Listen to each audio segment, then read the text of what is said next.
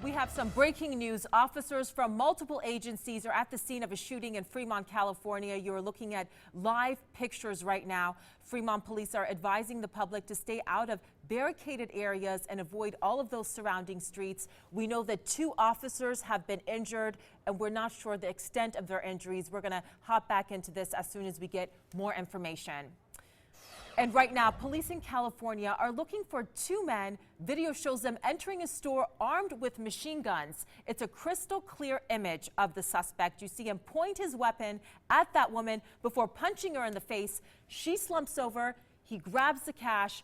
The second suspect is seen stealing other items from the back room. We're told the woman in the video is doing okay. And check out this rescue of 2 hikers in Oregon. This is video from the helmet of emergency crews. You can see the hikers if you look very closely down on the shoreline. The park says they had entered that area illegally. They were reported missing, and then they were found about a day later.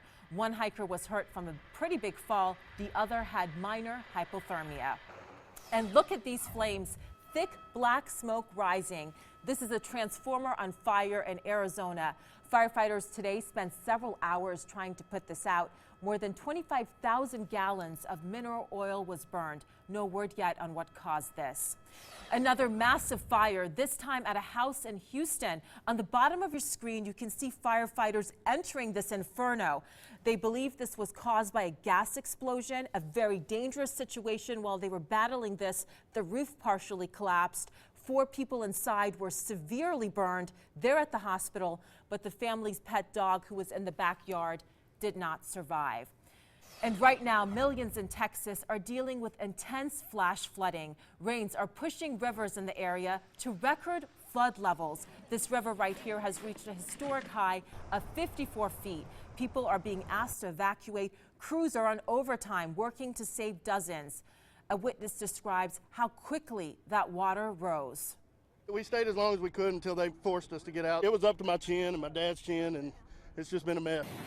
That family near Houston was forced to leave behind their horses. Flash flood warnings remain in effect throughout most of the state. Well, a month has passed since the massive wildfire in Canada. Today, people who were forced to leave their homes were allowed to go back for the very first time. Todd Walker has their emotional journey. 1 month after this massive fire broke out in Fort McMurray in Alberta, Canada, the first residents are returning home.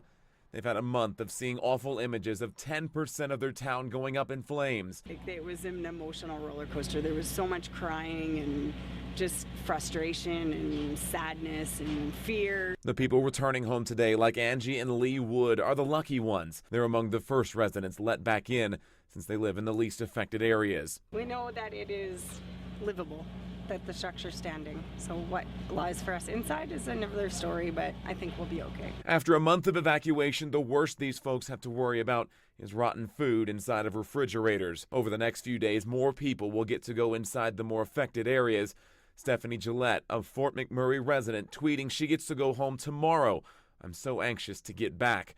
Waiting for her, in typical Canadian politeness, the Welcome to Fort McMurray sign now reads, "Welcome home." I just want to be home and I want normal. I want normal back again really bad. I'm Todd Walker. Well, we've seen that horrible situation in Texas. Let's head over to Carla Welga for your 13th solar forecast and what we can expect here in the valley. Carla. Well, you know, behind me we have this lovely picture from our Valley View cam. Take a look. Absolutely clear skies, plenty of sunshine, but don't necessarily let that deceive you. We have a lot of triple digits around the area. Of course, our hotspot Laughlin at 106. McCarran still at 99, but it will happen. We are going to hit those triple digits, and certainly it will be the first one of the year. We haven't seen triple digits since September 30th of last year. And notice for the most part, temperatures are running between 2 and 4 degrees, warmer than at this time yesterday. Yesterday, our high 99 degrees. So this also certainly indicates that we're just minutes away from hitting that triple digit mark officially at McCarran. Our satellite radar composite not tracking a cloud in the sky. In fact, even from a much wider perspective, with high pressure just buckled over the area, it is cloudless for most of the southwest, and we're not expecting too much of a change to that, certainly even as we head into the weekend. By tomorrow, we are expecting to surpass the 100 105-degree mark. Then as we head into Friday, we're expecting to be well over that. By Saturday and even into Sunday, right around 110. And of course, we have that excessive heat warning in effect. And here are the numbers. Notice that average for this time of year, 95 degrees. So already by tomorrow, we're going to be more than 10 degrees above average. There is your 110. We don't fall far behind as we head into Sunday. Now, even overnight temperatures, if you're going to head out for maybe a run or a walk tomorrow morning, it's going to be in the 80s. 81 our low overnight. That is very warm for this time of year. Light winds. So that even not helping a whole lot. And there's your 106 for tomorrow, just very, very hot with light winds and temperatures more than 10 degrees above average. Elsewhere across the valley, 105 in Henderson, Laughlin, making it above the 110-degree mark, and even Pahrump and Indian Springs at 101.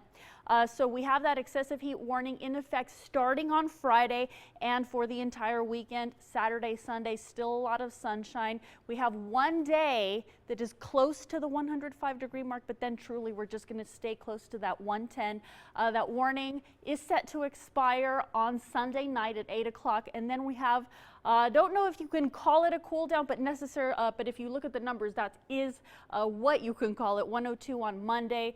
A little breezy with a system that's going to roll through that's actually going to bring us a little bit of extra cloud cover as we start off the work week. Masa. Thanks so much, Carla. We're ready for it.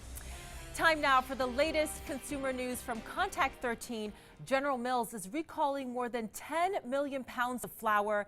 They believe it may be linked to an E. coli outbreak. People in 20 states have gotten sick. 10 out of 38 even had to be hospitalized.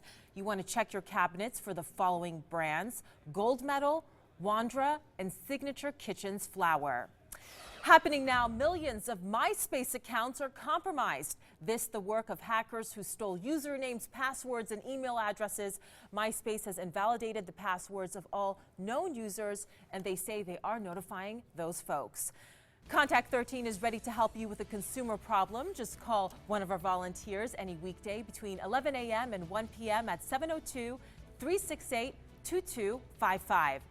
The 2016 Olympic Games are just around the corner.